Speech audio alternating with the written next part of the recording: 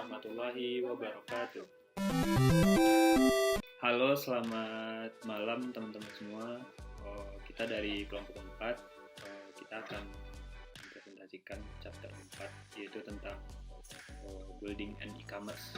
Jadi kayak kita bangun situs, kayak website, aplikasi, mobile site, gitu-gitulah. Jadi dengan saya sendiri, Ahmad Rian Kamil, dan di sebelah saya ada Elma Yuliana. Oke, kita akan mempresentasikan. Pertama akan dijelaskan Elma, silakan Elma. Oke, kita langsung ke materinya. Sebelum kita dapat merencanakan dan benar-benar membangun kehadiran di web, kita perlu untuk membayangkan akan membangun e-commerce yang seperti apa. Kita perlu memiliki visi tentang apa yang ingin kita capai. Visi tersebut tidak hanya mencakup pernyataan misi, tetapi juga beberapa hal lainnya seperti target audience, karakteristik ruang pasar, analisis strategis, internet marketing matrix, dan yang terakhir, garis waktu pengembangan dan anggaran pendahuluan. Setelah kita mengembangkan visi kehadiran web yang ingin kita bangun, sekarang saatnya untuk mulai berpikir nih tentang bagaimana membangun dan mengimplementasikan kehadiran web. Nah, dalam membangun situs e-commerce, itu terdapat dua tantangan manajemen yang paling penting dalam membangun sebuah situs e-commerce. Yang pertama, mengembangkan pemahaman yang jelas tentang tujuan bisnis. Lalu yang kedua, mengetahui bagaimana untuk memilih teknologi yang tepat untuk mencapai tujuan. Pada tantangan pertama, mengharuskan kita membangun rencana untuk mengembangkan keberadaan perusahaan.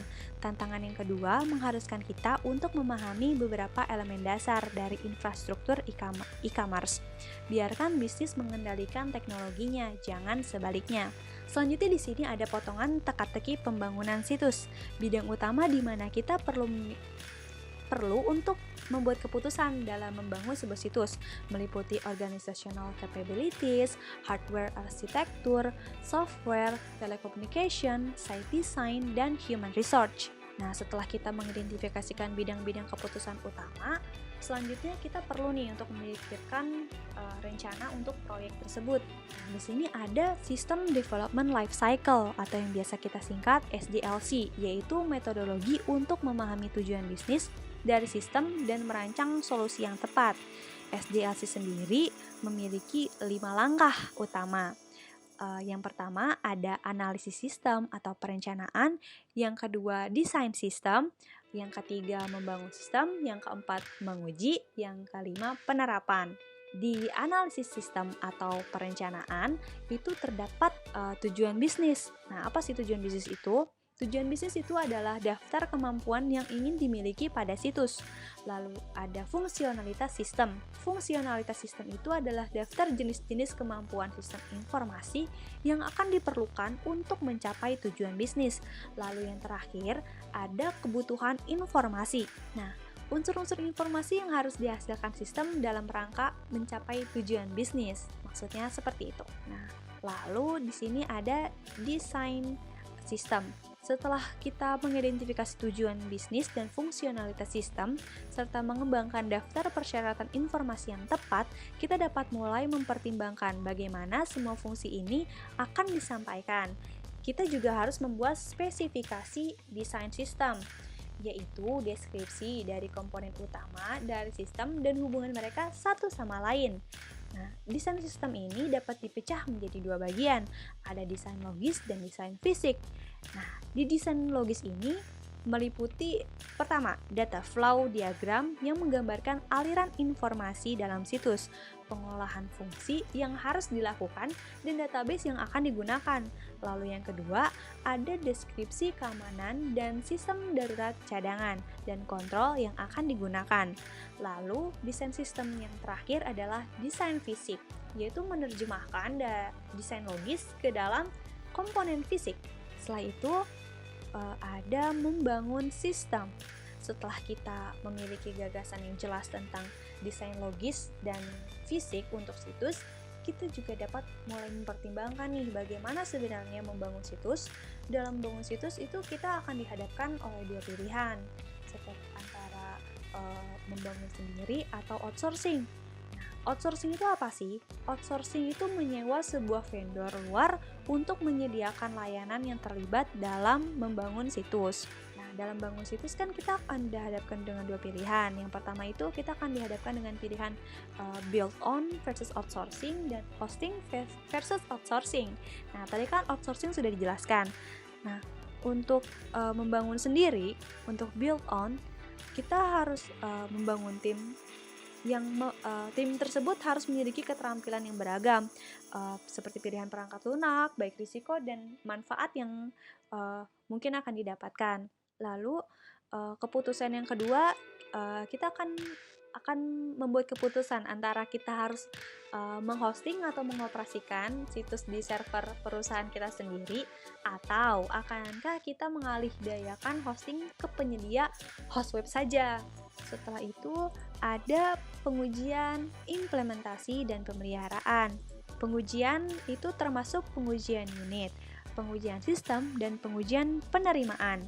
Lalu ada pemeliharaan. Pemeliharaan sedang berlangsung dengan 20% dari waktu yang digunakan untuk debug code dan menanggapi situasi darurat, 20% dengan perubahan laporan data file dan link ke database backend, dan 60% untuk administrasi umum dan membuat perubahan dan penyempurnaan sistem.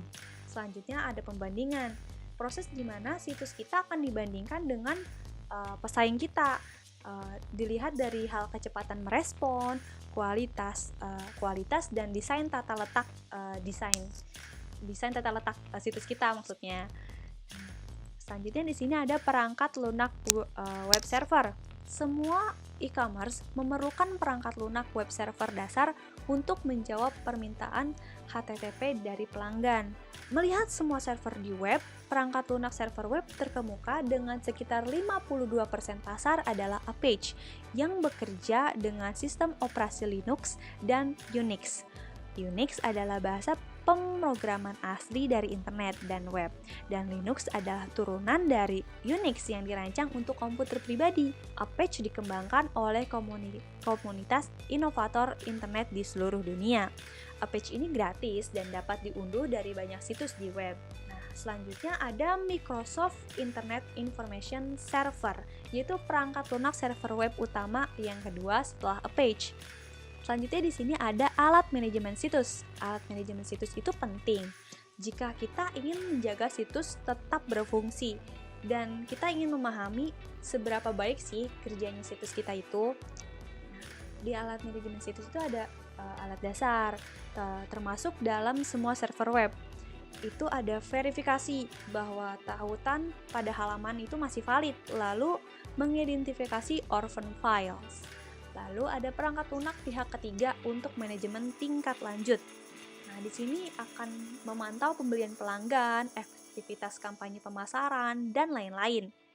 Lalu selanjutnya ada alat pembuatan halaman yang dinamis. Sifat dinamis dan kompleks dari situs e-commerce membutuhkan sejumlah aplikasi perangkat lunak khusus selain halaman HTML statis.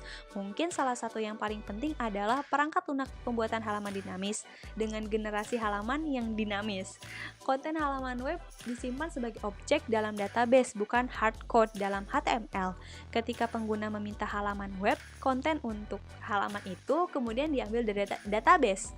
Objek diambil dari database menggunakan alat umum seperti CGI, ASP, GSP, dan ODBC. Terdapat beberapa keuntungan alat pembuatan halaman yang dinamis ini, yaitu beberapa keuntungannya yaitu menurunkan biaya menu, memungkinkan segmentasi pasar online yang mudah, memungkinkan diskriminasi harga bebas biaya, dan yang terakhir mengaktifkan sistem manajemen konten. Selanjutnya ada server aplikasi. Server aplikasi web yaitu menyediakan fungsionalitas bisnis spesifik yang diperlukan untuk situs. Jenisnya itu middleware. Dia itu mengisolasi aplikasi bisnis dari server web dan database. Aplikasi fungsi tunggal akan digantikan oleh alat perangkat lunak terintegrasi yang menggabungkan semua fungsi yang diperlukan untuk situs e-commerce. Lalu ada e-commerce merchant server software yang menyediakan fungsionalitas dasar untuk penjualan seperti katalog online, keranjang belanja, dan pemrosesan kartu kredit. Lalu ada paket perangkat lunak server merchant. Nah, daripada membangun situs dari kumpulan aplikasi perangkat lunak yang berbeda, akan lebih mudah, lebih cepat, dan akan lebih hemat tentunya jika kita membelinya secara paket. Nah, terdapat faktor kunci dalam memilih paket, yaitu ada fungsi, ada fungsionalnya, dukungan untuk model bisnis yang berbeda, alat pemodelan proses bisnis, manajemen dan pelaporan situs visual, kinerja dan skalabilitas, konektivitas ke sistem bisnis yang ada, kepatuhan terhadap standar, kemampuan global dan multikultural, dan yang terakhir, pajak penjualan lokal dan aturan pengiriman. Selanjutnya, materi akan disampaikan oleh teman saya, Ahmad Sahin Kamis. Oke, kembali lagi dengan saya. Terima kasih kepada Elma. Lanjut, tadi Elma ngejelasin tentang perangkat lunak. Sekarang saya akan ngejelasin perangkat kerasnya atau hardware buat platform e-commerce. Nah, sebelum itu saya akan ngingetin dulu bedanya e-commerce sama marketplace. Nah, e-commerce itu adalah segala aktivitas jual beli yang dilakukan melalui media elektronik. Meskipun sarananya televisi, telepon, tapi sekarang lebih seringnya di internet. Nah, sedangkan marketplace itu sendiri adalah salah satu dari model e-commerce, di mana ia berfungsi sebagai perantara antara penjual dan pembeli kan. Nah, contohnya itu kayak Shopee, Lazada gitu kan. Nah, lanjut ke materi saya, yaitu platform hardware untuk e-commerce. Pengertiannya yaitu mengacu pada semua peralatan komputasi, kayak komputer, server, dan lain-lain, yang mendasari pengguna sistem untuk mencapai fungsionalitas dari e-commerce itu sendiri. Nah, untuk membangun e-commerce itu dibutuhkan teknologi modern kan, seperti saat sekarang ini, seperti kita harus punya perangkat kerasnya. Pertama, perangkat kerasnya itu kayak server untuk menyimpan data website, terus kedua ada komputer untuk mengelola. Nah, tadi udah jelasin Alma, harus ada perangkat lunak untuk membuat template website, untuk mengolah data kan. Nah, lain-lainnya itu kita harus punya kemampuan, skill, programmer, marketing untuk pemasaran, dan juga akuntansi kan untuk pengarsipan data.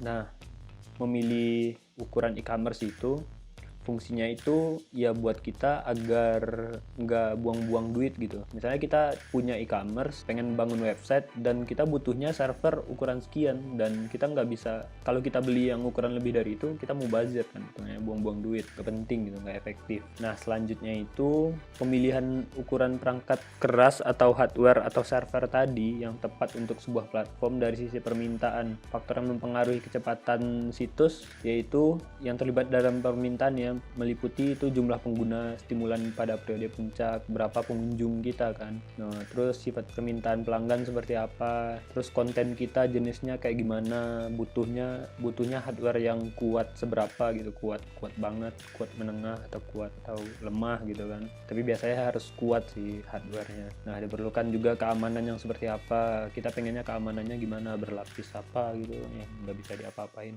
Nah, terus jumlah item persediaan, jumlah konten kita itu, padatnya website kita gimana. Nah, itu kita gunanya memilih hardware itu untuk menyesuaikan itu kan. Nah, selanjutnya dari sisi penawaran itu ada skalabilitas,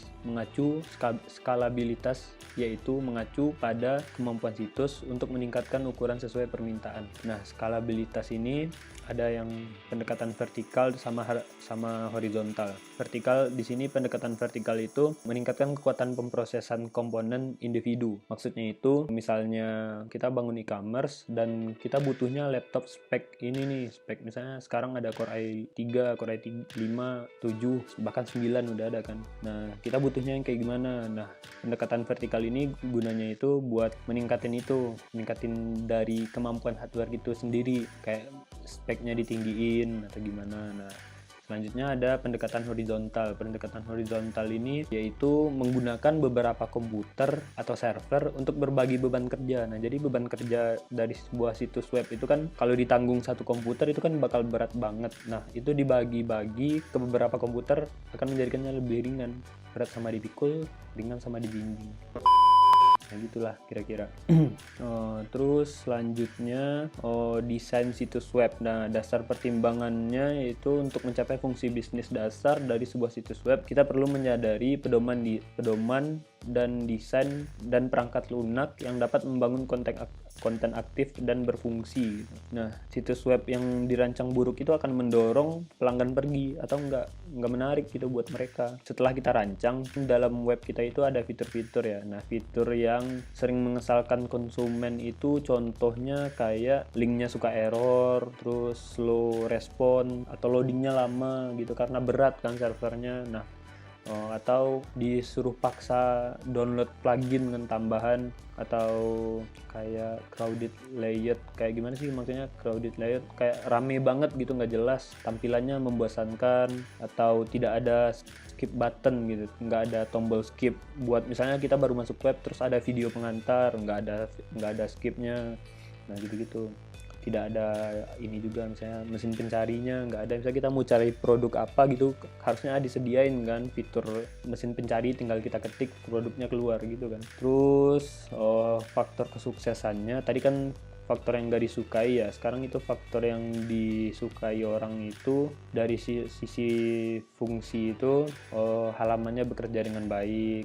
Nah, dari sisi informasi mungkin link atau web kita itu penuh dengan informasi yang dibutuhkan, nggak banyak kincong, nggak banyak bla bla bla, langsung to the point, informasinya pas kan. Terus juga mudah digunakan, terus bisa dibuka dengan browser terkenal kayak Mozilla, Google gitu-gitu, Safari. Web kita seharusnya bisa kan dibuka pakai gituan. Nah, selanjutnya ada alat-alat untuk interaktivitas dan konten. Pertama itu ada CGI. CGI itu standar komunikasi antar browser dan program yang berjalan pada server yang memungkinkan untuk interaksi antara pengguna dan server. Nah, CGI itu gunanya perantara antara kita dan server itu. Nah, selanjutnya ada ASP atau Active Server Page, memungkinkan programmer menggunakan Microsoft CSS paket untuk membangun halaman dinamis. Gunanya ini untuk membangun webnya itu. Terus ada Java, ada JSP atau Java Server Page. Java itu bahasa pemrograman ya. Untuk bikin web itu kita memerlukan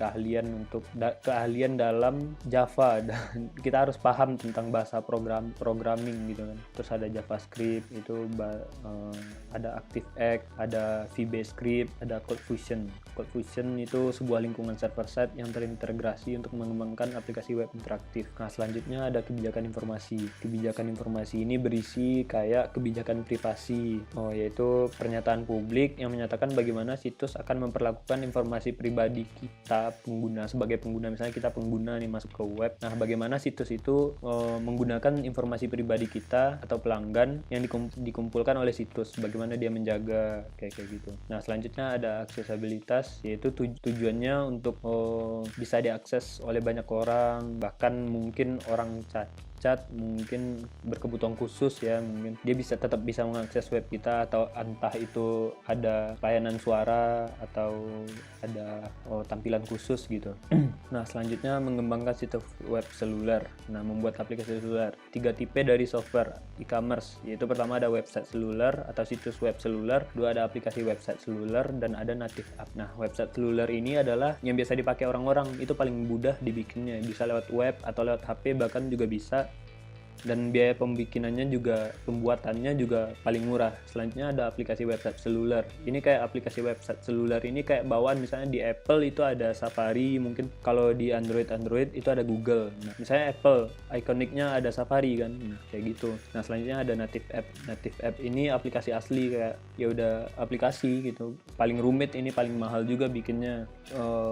Terus ada selanjutnya keunikan yang harus ada ketika mendesain sebuah mobile app. Pertama, hardware-nya itu harus kecil dan bisa memuat banyak data. Dia kecil tapi bisa memuat banyak data. Nah, gitu-gitu. Connectivity-nya juga dia bisa connect dengan banyak hal lah gitu, dengan HP, nggak ribet. Nah, terus display-nya harus menarik. Terus selanjutnya pertimbangan untuk desain sebuah web kan. Menurut biaya dan kemampuan, seperti yang saya udah jelasin tadi, website seluler gitu paling murah.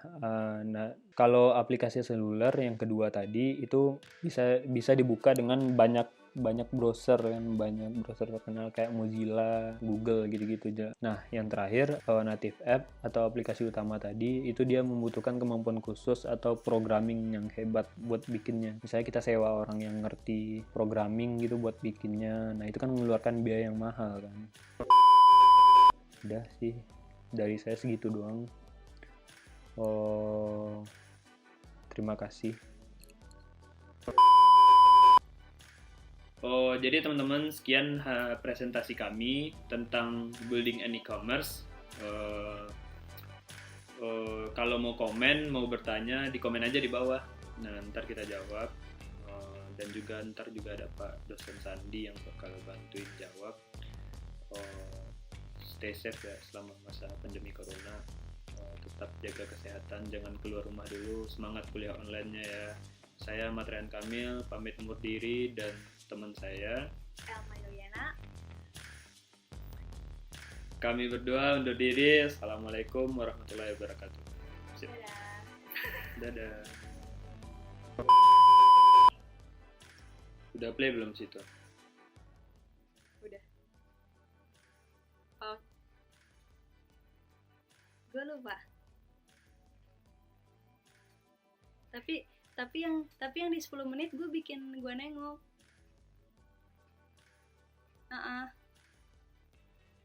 Udah ngerekam belum? Udah. Oh.